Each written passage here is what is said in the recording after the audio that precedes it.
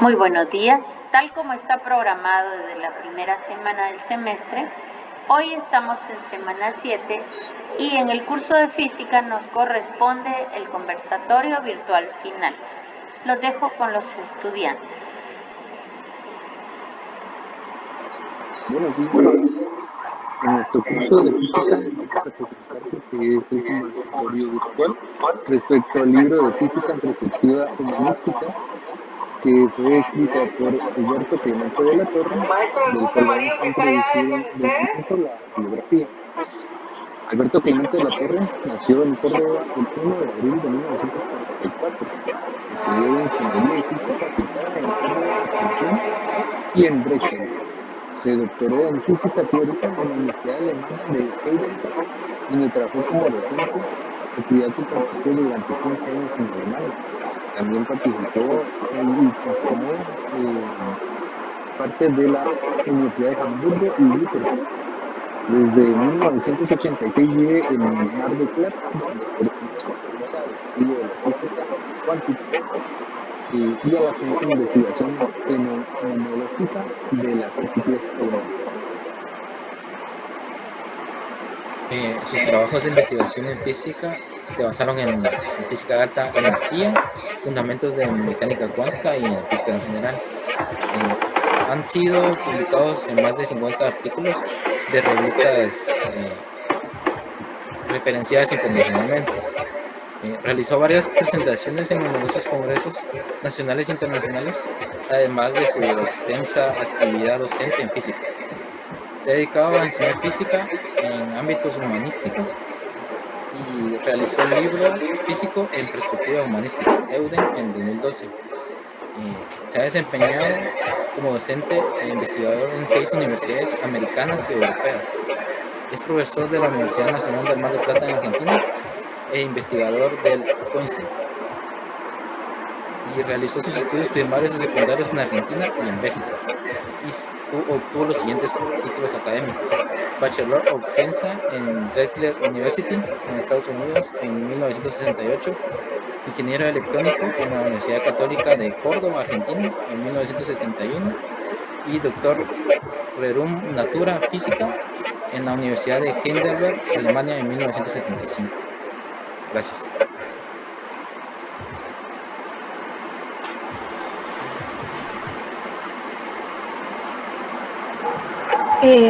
Yo les voy a hablar sobre la motivación. En general, la motivación es una cosa que anima a la persona a realizar una acción dirigida a lograr una meta o objetivo. En el libro nos hablaba sobre la motivación de por qué estudiar física. Dice que hace que la gente conecte con su propia historia, proteger la sociedad del oscurantismo. También ubica al ser humano en la escala temporal y espacial de la naturaleza. La física no se debe estudiar porque sí. Dice, la física se enseña por placer de conocimiento. La tecnología no existiría sin la física y la física se nutre mutuamente. A pesar de la fuerte interacción entre la física y tecnología, es importante diferenciarlas. Porque la pregunta fundamental de la física es ¿qué es la naturaleza? Y la pregunta fundamental de la tecnología es ¿qué hacer con ese conocimiento para lograr alguna acción? La física en la humanidad ha afectado y tiene como objeto de estudio la física, la naturaleza. El carácter de la física es el humanismo. Ayuda al ser humano a conectarlo con su propia historia y ubica correctamente la especie humana en la escala espacial y temporal de la naturaleza. Gracias. El sistema físico es un sistema, un agregado de objetos o entidades materiales entre cuyas partes existe una conexión o interacción o modelo matemático de tipo casual. Todos los sistemas físicos se caracterizan por tener una interacción en el espacio-tiempo, tener un estado físico definido sujeto a evolución temporal. Lo que la física estudia son los sistemas físicos que son los modelos parciales y simplificados de la naturaleza que construimos con mayor o menor complejidad de acuerdo con nuestros requerimientos. Un ejemplo de sistema físico observable consideramos una simple piedra, su complejidad es mayor que la aparente, tiene cierta cantidad de materia, forma, cierta rugosidad en su superficie, cierta temperatura dependiendo al entorno que se encuentre. Nada nos permite afirmar con certeza absoluta que la piedra no tenga conciencia de su propia existencia, y si podemos continuar enunciando propiedades de la piedra. En pocas palabras, un sistema físico es una abstracción de la realidad constituida por un conjunto de observables. Una observable es una propiedad de la realidad para la cual existe un procedimiento experimental que la pone en evidencia y que dará como resultado y cuyo resultado puede ser expresado de manera numérica. Pueden ser características como el peso, la temperatura, el tamaño, el volumen y la forma.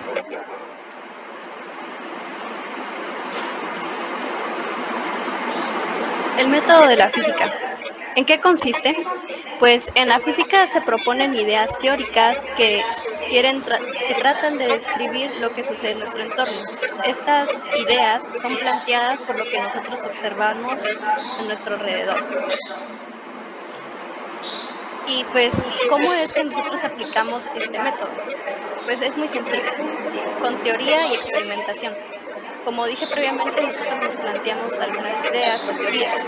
De estas teorías nosotros vamos a realizar experimentaciones y de estas experimentaciones van a salir nuevas teorías o nuevas respuestas, las cuales van a responder nuestras preguntas, y así consecutivamente. En la física se necesita tanto la física teórica como la experimental. Y es así como el experimento y la teoría se nutren mutuamente. Entre más observemos, más vamos a poder experimentar, y si experimentamos más, muchas más respuestas vamos a poder obtener. Pues como podemos observar, el método de la física, pues en la antigüedad era como que muy especulativa, ya que faltaba mucho criterio para poder probar las diferentes ideas que los filósofos iban teniendo. Pues como podemos observar, la física se desarrolló hasta el siglo XVII, donde ya comenzaron ellos a realizar sus diferentes pruebas y así consecutivamente hasta ir logrando y adquiriendo los conocimientos necesarios para poder tener un concepto perfecto, ¿no? Entre los filósofos que podemos observar que participaron en poder dar a conocer la física fue Galileo, Kepler, Murillo y Malier. También nos daban ciertos ejemplos, como por ejemplo la riqueza a las personas, el dinero muchas veces a las personas les da más riqueza, o cambiándolo lo podríamos decir que el conocimiento nos da más sabiduría. ¿Cómo podríamos aplicar esto? Pues, por ejemplo, si nosotros queremos saber más sobre algún tema, nosotros estudiando y poniendo en práctica ello, vamos a adquirir más conocimiento y vamos a saber más sobre diferentes cosas. Gracias. Yo les voy a platicar ahora sobre la escala humana en física. Para poder entender este tema es necesario que nosotros sepamos de primero algunos términos, como lo es las magnitudes. Esto es necesario ya que en el estudio de la física hay observables cuyos valores numéricos son muy grandes y muy pequeños. Entonces, para nosotros entenderlo, necesitamos reducir estas cantidades a alguna magnitud familiar. Hay maneras de expresar esta magnitud, ya sea muy grande o muy pequeña. La más sencilla es simplemente asignarle un valor numérico adecuado que nosotros conozcamos. Para esto están las cifras significativas. Lo que significa es que los números grandes o muy pequeños se van a escribir de una manera con un significado y a la potencia sobre 10. Lo que esto hace va a ser multiplicar o dividir un número por 10. Entonces, si es más grande se va a multiplicar y si es más pequeño se va a dividir. Entonces, esto ya nos va a dar un valor que nosotros podamos medir y tener un grado de exactitud pues más alto. Para las cifras significativas, lo que nosotros debemos hacer es, por ejemplo, si nos dan 3.4 por 10 a la menos 5, realmente lo que esto está diciendo es que nosotros debemos poner un 0, luego punto, correr 4 ceros, poner 34 y de ahí otros 2 ceros. Esto lo que nos va a hacer es un valor que nosotros ya podamos entender. Luego el libro nos da un ejemplo que es que si nosotros, si la Tierra como tal tuviera el tamaño de un grano de polvo, el Sol sería 1,5 centímetros, este sería el tamaño, y el sistema solar tendría 100 metros, lo que significa que nuestra galaxia tendría un tamaño aproximado de 10 millones de kilómetros. Aunque nos lo resumen de esta manera, aún dice que esta escala pues no es familiar para nosotros y eso nos da a entender que el universo es como que infinito. Entonces por eso es importante que nosotros aprendamos sobre las cifras significativas y las magnitudes. Gracias. Ok, ahora vamos a hablar sobre la materia en escala meso. Y el libro decía que se podía presentar o estudiar en 3 diferentes estados, que es líquido, sólido y gaseoso. E incluso un cuarto que no se descubrió hace no muchos años, que es el plasma. Y esos son los estados que nos han enseñado a lo largo de toda nuestra vida estudiantil. Pero de ahí cuando nos vamos adentrando en el tema, vamos descubriendo que todo lo que existe es materia. Y la materia tiene propiedades, entre ellas es el movimiento, que como lo planteaba Einstein en su teoría de la relatividad, es relativo el movimiento, porque si bien una persona puede estar en movimiento en relación a un objeto que está en reposo, pero ese objeto puede estar en movimiento en relación a otro objeto que se encuentra en reposo. Entonces termina siendo solo desde el punto de vista del observador.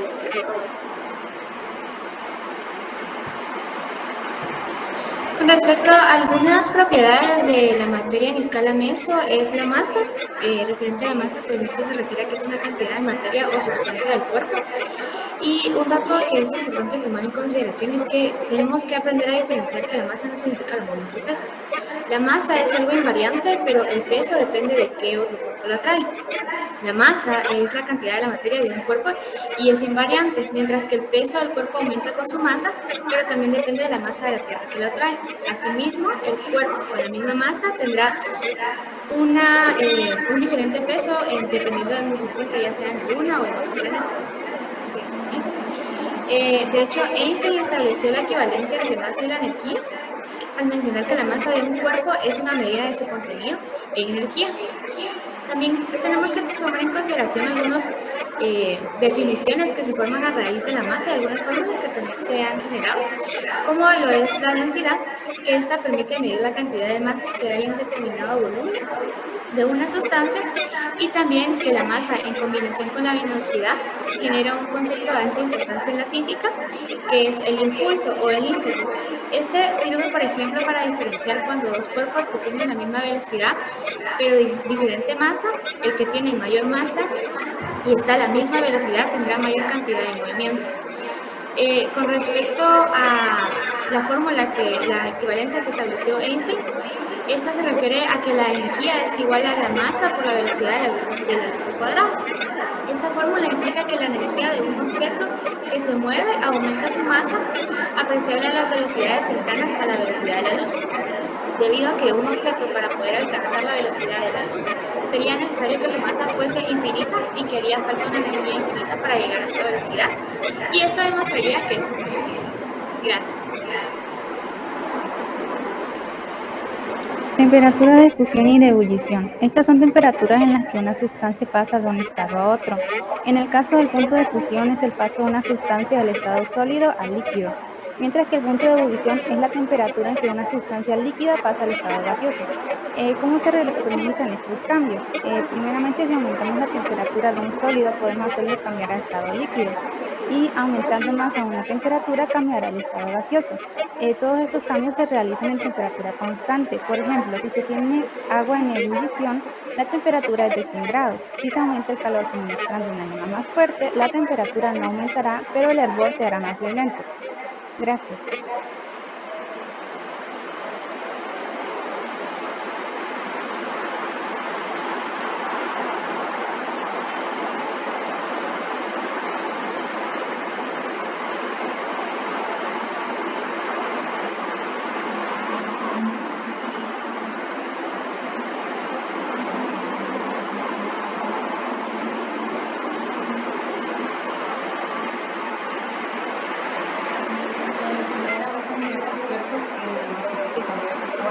caso de que estén bajo estiramiento, volviendo naturalmente a su estado de reposo.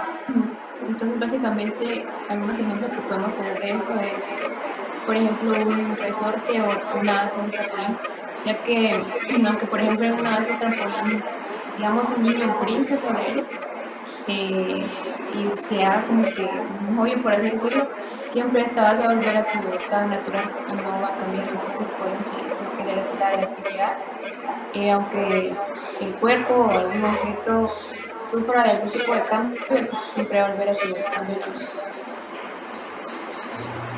Como resistencia sabemos que es una medida de la oposición al flujo de la corriente de un circuito eléctrico.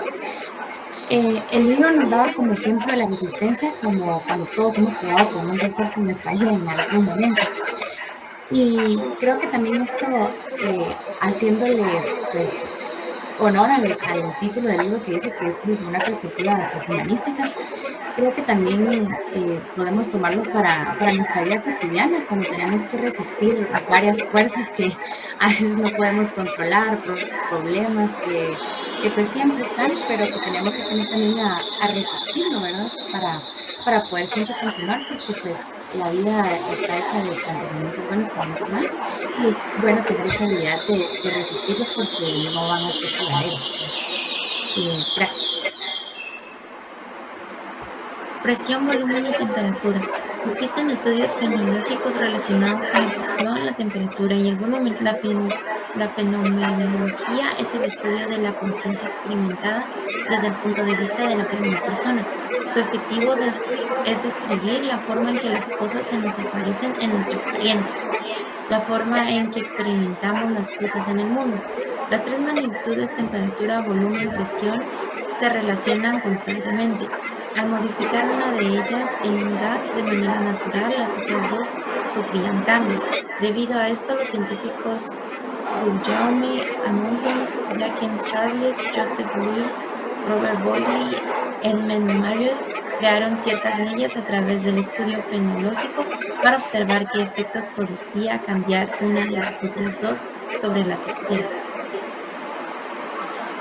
Algunas leyes en donde se relacionan estas tres magnitudes son la ley de Anton, en donde dice que el volumen de una cantidad de gas depende de la presión y de su temperatura con el volumen y la cantidad de sustancias contenidas constantemente. También existe la ley de Boyle-Marriott, que menciona que si el volumen aumenta, entonces la presión disminuye y viceversa, cuando la temperatura se mantiene siempre constante. Otro ejemplo es la ley de Gay-Lussac, que relaciona la presión del gas con la temperatura, mientras se mantiene constante con otros parámetros como el volumen y la cantidad de sustancia. Y por último está la ley de Charles, que dice que a presión constante, al aumentar la temperatura, el volumen del gas aumenta y al disminuir la temperatura, el volumen del gas disminuye. Y así es como se relacionan esas tres magnitudes, tanto la temperatura, el volumen y la presión. Gracias.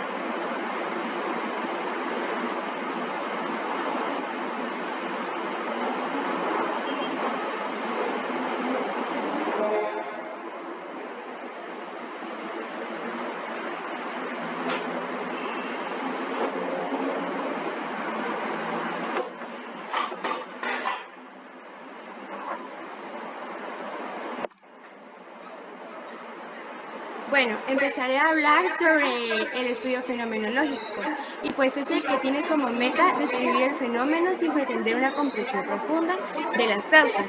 Este tipo de enfoque es el primero que produce las leyes fenomenológicas, y estas comprueban de manera aproximada y a menudo es necesario modificarlas cuando se obtienen datos con mayor precisión. Un gran ejemplo de esta ley fenomenológica es la ley de Ohm, que pues esta tiene la relación de la ecuación de un estado y esta permite describir su comportamiento con gran cantidad de aplicaciones tecnológicas como los motores, la refrigeración y la aerodinámica. Para comprender mejor esto, también existe otro ejemplo que podría ser la ley de Hooke, que relaciona la eliminación de recíprocos de fuerza. En sí, en la física existen otras leyes que son fundamentales y pretenden explicar los fenómenos con relaciones causales y principios básicos. Algunos ejemplos son las leyes o principios de conservación de energía o de la carga eléctrica. Podría ser las leyes de Newton o de Maxwell y la relatividad de Galileo y Einstein. En sí, para el estudio de la materia en la escala meso se disponen de varias teorías como la mecánica, la electrodinámica y muchas más, pero a pesar de que estas teorías son exitosas, resultaron bastante deficientes al explicar un poco más en profundidad.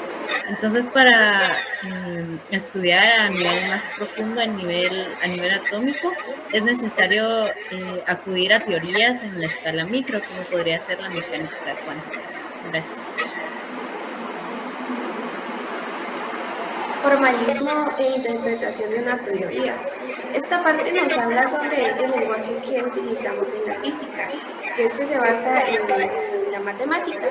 El libro mencionaba que la física tiene que ver con conceptos que hemos desarrollado a partir de nuestro contacto con la realidad.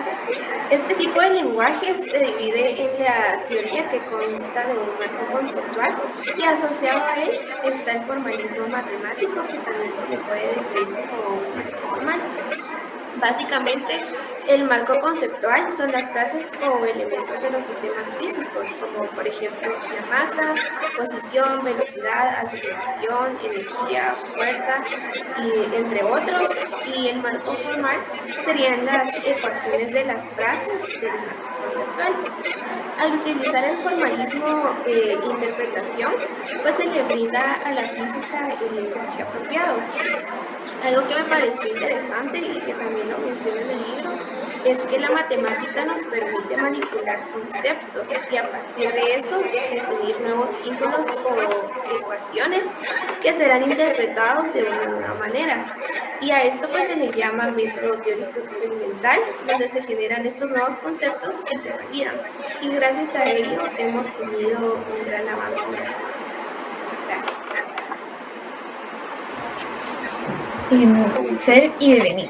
Según se menciona en el libro, en este capítulo, hoy en día es muy difícil el expresar el lenguaje popular de la física del lenguaje matemático. Pues en este capítulo se mencionan las derivadas integrales, que son elementos completamente necesarios para los cálculos infinitesimales. Para entender esto, el libro pues propone una muy interesante y asertiva descripción en el lenguaje fisiológico, que es el ser y el devenir. Para ponerlos un poco en contexto, el devenir es llegar a ser o convertirse. La física plantea que las derivadas e integrales son conceptos esenciales para formalizar los cambios en el estado de un sistema, los cambios de los cambios, así como para determinar los estados de los cambios. En la filosofía se plantea el ser y el devenir, que corresponde a los estados y cambios de estados. Para entender un poco estas teorías voy a mencionar 4 de los filósofos que se mencionan en este apartado. Para Heráclito, pues para este filósofo nada en el mundo es constante y la única realidad es el cambio y el devenir. Para Parménides, a comparación de Heráclito, los cambios son ilusiones de nuestros sentidos y la realidad es permanente. Para Parménides, el cambio y devenir es completamente imposible porque nada puede dejar de ser lo que es y comenzar a ser lo que no es. Para Leucipo y Demócrito, estos filósofos, quienes se presume que fueron estos intermediarios entre las dos teorías mencionadas, pues por medio del atotismo, plantea que los átomos son permanentes, mas sin embargo se pueden plantear sus diferencias en los movimientos y combinaciones que se presentan los cambios.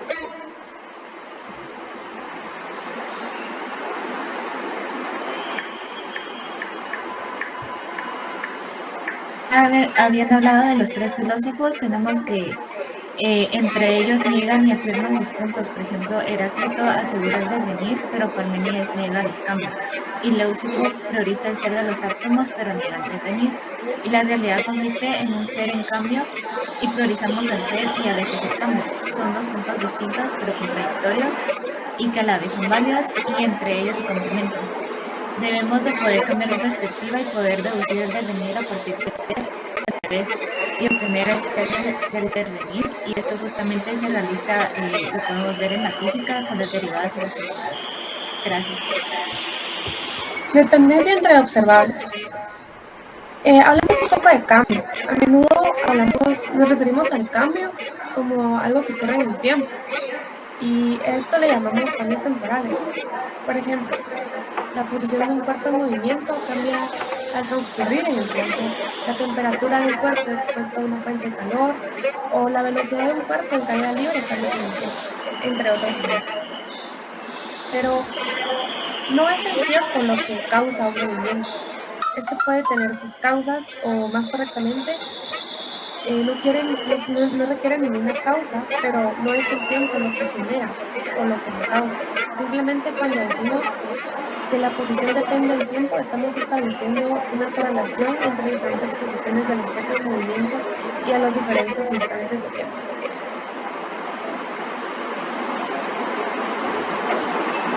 Ok, vamos a ver, si hacemos un diagrama con una línea vertical para representar una posición en X y una horizontal para representar el tiempo. Así cada par de los valores de la tabla se van representando con un punto en un diagrama, cuyas coordenadas son dos valores. Esto sin duda es mejor, pero podemos hacer algo enorme para mejorar su mejoramiento, ¿verdad? Y hacer un salto cuantitativo si lo consideramos que el movimiento tiene un carácter de continuidad. Eso significa que si un instante en tiempo 1 estamos en la posición x1 y en otro instante estamos en tiempo 2 en la posición x2, entonces obligatoriamente en todos los instantes intermedios entre tiempo 1 y tiempo 2 han pasado por todas las posiciones intermedias entre x1 y x2. Eso significa que podemos unir todos los puntos en una sola línea continua, como en la figura que podemos ver en el. Así nuestra descripción del movimiento se hace mediante una línea continua. Es fácil convencerse de que todas las regiones en que la línea es horizontal indican que el móvil está detenido porque la posición no cambia con el transcurso del tiempo. Vamos a ver algunos otros ejemplos donde la matemática se denomina una función en X, y podemos ver que también se pueden graficar estos problemas, ¿verdad? Entonces podemos ver que generalizar aún más la forma de los cambios de cualquier observable físico y simbolizado, ¿verdad? Por A con respecto a cualquier otro observable a B, mediante una función A por B. Por ejemplo, una energía cinética es una función que depende de la velocidad expresada por una velocidad. Por ejemplo, 12 movimientos, así todos los cambios son cambios con respecto a algo y la dependencia entre ellos están formalizadas por funciones de la matemática. Y podemos ver que diferentes intervalos del tiempo implican diferentes distancias. La cantidad interesante es la razón o el cociente entre esas dos cantidades.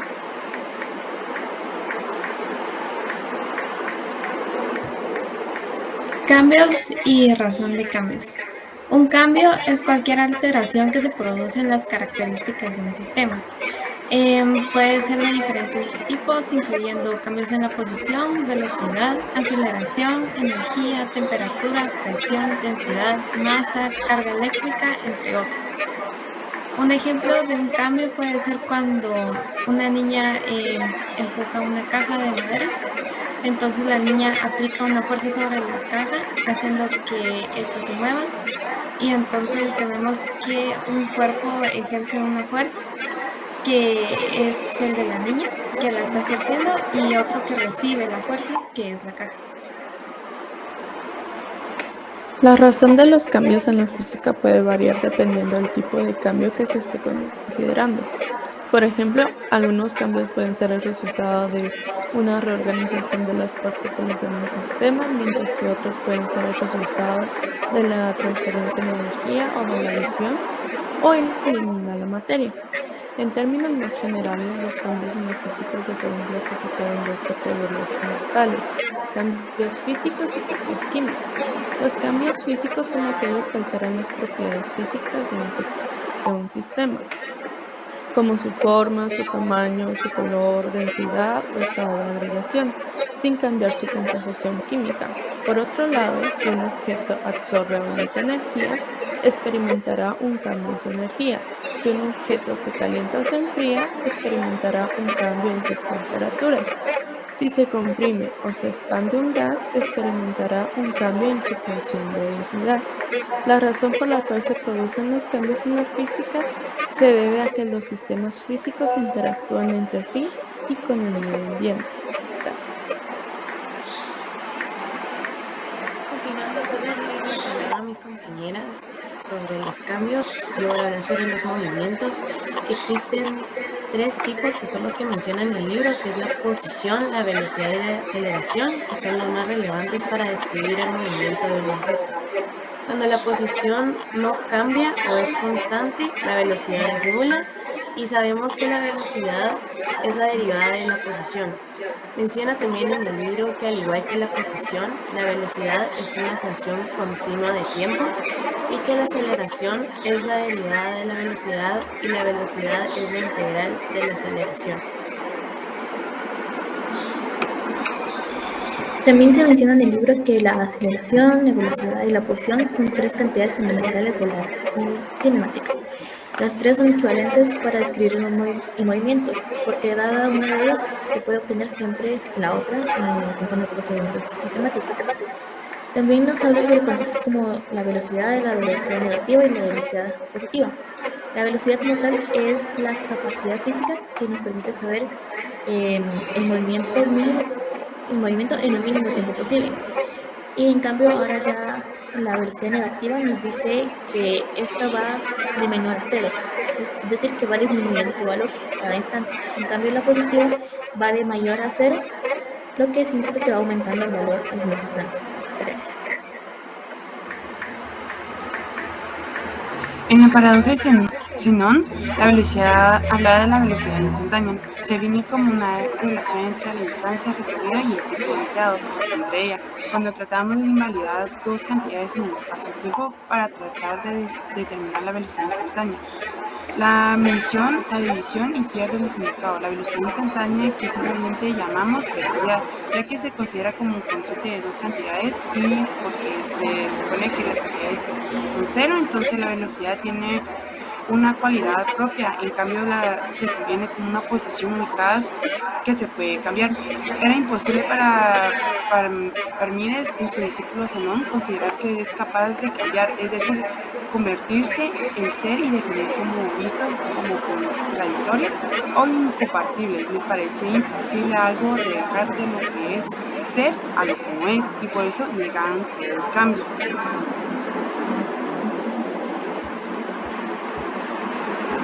Bueno, yo les voy a hablar sobre la paradoja de la carrera entre Aquiles y la tortuga.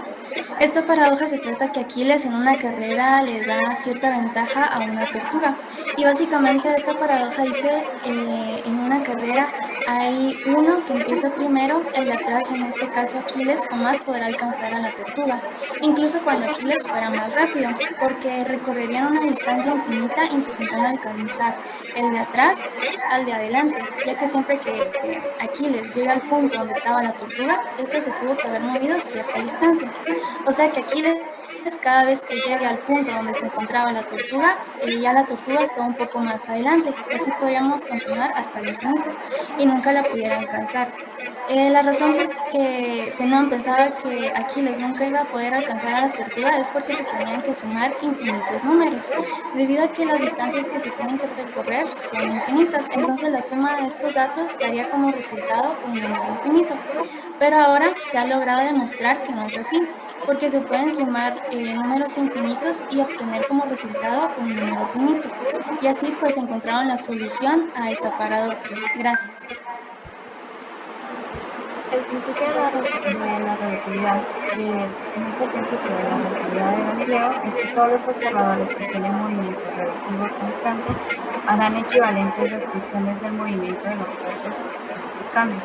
Es decir, que todas las relaciones matemáticas del formalismo serán idénticas. Las diferencias en los valores que tomarán los observadores pueden ser calculadas mediante por las transformaciones de Galileo que relaciona sus coordenadas. Es decir, en que cada observador se le puede asociar un sistema de referencia, que es un conjunto de ejes de coordenadas que el observador usará para ubicar en el espacio los objetos de estudio. El origen y la dirección de estos pueden ser elegidos de la forma en que el observador lo considere más conveniente. En conclusión, es que todos los observadores deben llegar a la misma conclusión.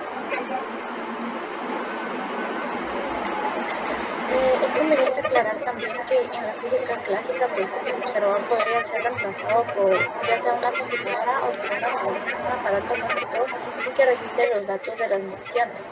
Pero el observador ha sido introducido a la teoría como un instrumento también práctico y pues de ninguna manera su existencia en la física empieza a introducir alguna subjetividad.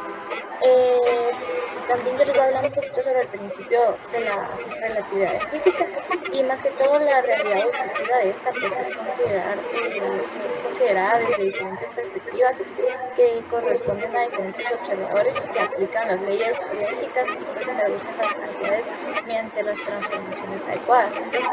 Einstein más que todo fue el que generalizó esto y el principio mencionado de la relatividad pues es también para incluir los fenómenos electromagnéticos que además de pues también los fenómenos mecánicos existen.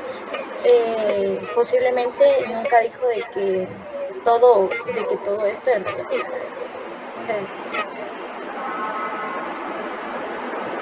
Estado de un sistema físico. Es una forma de brindar una respuesta a algún interrogante utilizando algún ente matemático.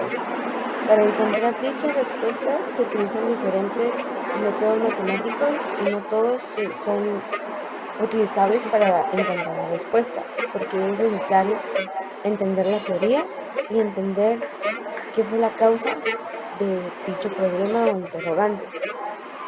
La dinámica esta consiste en encontrar la respuesta del problema utilizando alguna ecuación que nos dé la solución.